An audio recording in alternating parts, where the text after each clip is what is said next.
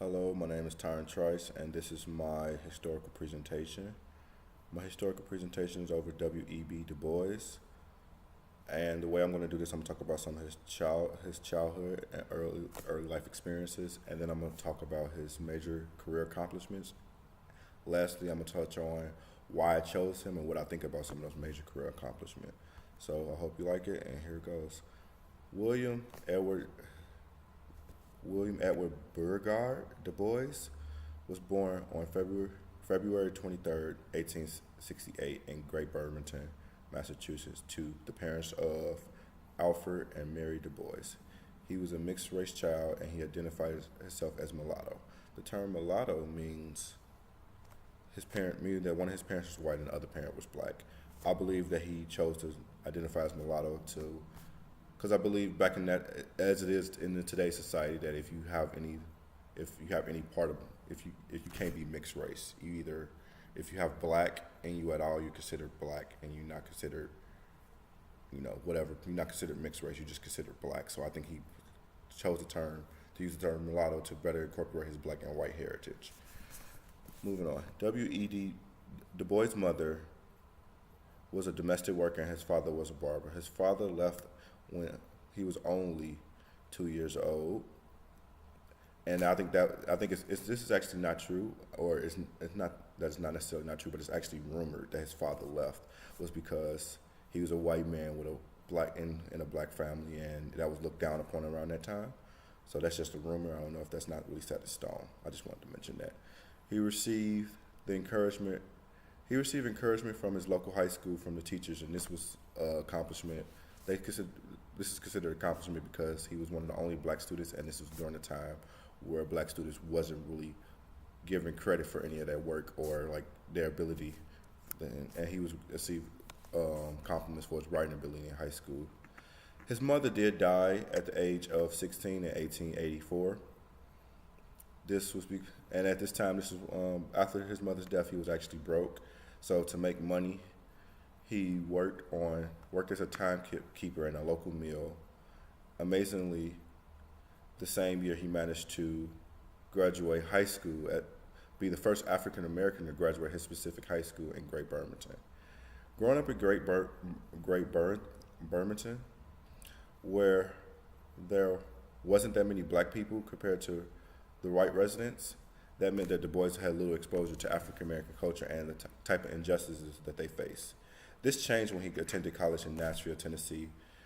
He attended. Sorry, I have to look at my notes to make sure I get this right. He attended Fisk University for 3 years, and this is where he first got a taste of the type of injustices black people face. Because in Great Burlington, he didn't really face any of those because it wasn't that many black people, so he didn't see it every day. But when he went to college in Nashville, Tennessee at Fisk University, he saw it constantly. So this is where he kind of started getting wanted to become an activist because he saw the type of injustices that people face, that people of his own skin color face. After he left Fisk University, he attended Harvard University to earn his second bachelor's degree in history.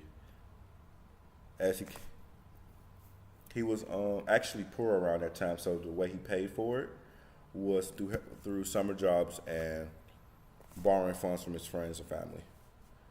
In 1895, he became the first African American to earn a PhD from Harvard University. And the reason why I wanted to point that out is because I believe that is one of his biggest accomplishments, and it actually helped pave the way for other blacks to feel that they can do it, that they can get a PhD from Harvard University. So he kind of opened the door for a lot of blacks. So moving on to his career accomplishment, Du Bois, one of the things that he did, Du Bois teamed up with several African American civil rights activists and held a conference in Canada near Niagara Falls. This meeting marked the beginning of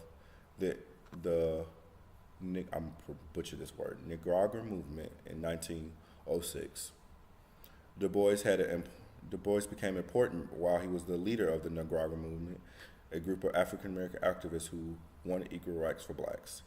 Du Bois supporters opposed, however, Booker T's Atlanta Compromise agreement crafted by Booker T. Washington, which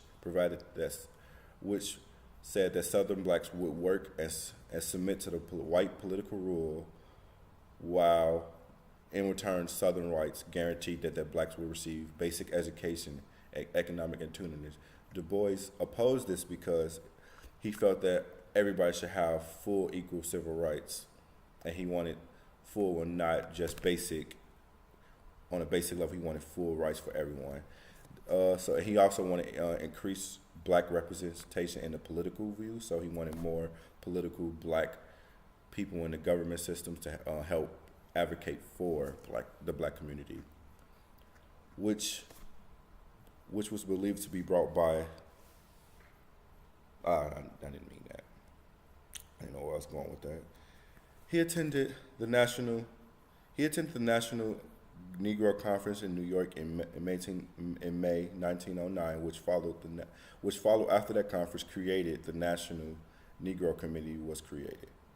This committee was dedicated to campaigning civil rights, equal voting rights, and educational opportunities for blacks.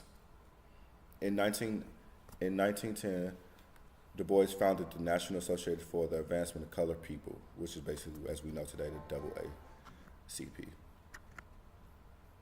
Sorry, I got distracted.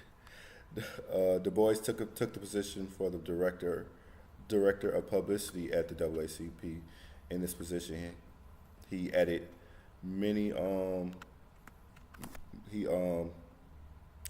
magazines in this position. One was called The Crisis, which became phenomenally successful in the black community.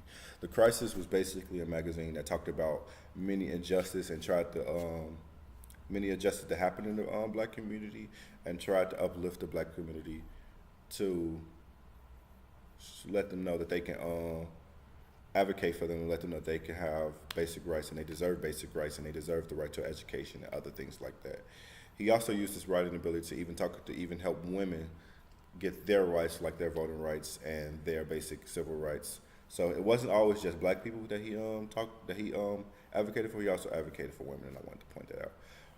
Now, one of the knocks on his accomplishments is he was very into radical ideology. So one of his radical ideology was that he felt that the black community needed to make its own separate government or economy to combat the white economy. So, and that was not that, and that ideology kind of conflicted with some of the NAACP's ideology, some of the people in there. So he eventually left there and left the magazine The Crisis, and pursue other challenges and other things to better help the black community, because they wasn't matching eye to eye. So I'm gonna stop talking about his career accomplishments there, and I'm gonna talk about why I chose to pick him. I chose to pick W.E.B. Du Bois because I feel like he was one of the key factors in helping black people feel that they can get an education too. With him being such a prolific writer and such a good writer, it was like he pretty much opened the door with his writing, and he remained peaceful with advocating. He didn't want to really, even though he had like very radical ideology, he always believed in peace and using words and using conversation to get his points across. And that's something I admire, even with Trump, because it's very hard to be peaceful during those times, because it's like there are people who the opposite side is not trying to be peaceful with it. So it's very hard to remain peaceful in those times. So that was one of the things that that drew me to want to talk about W.E.B. Du Bois. I hope that you like this presentation and all the stuff that I talked about and highlighted about him. I'm signing out. Thank you.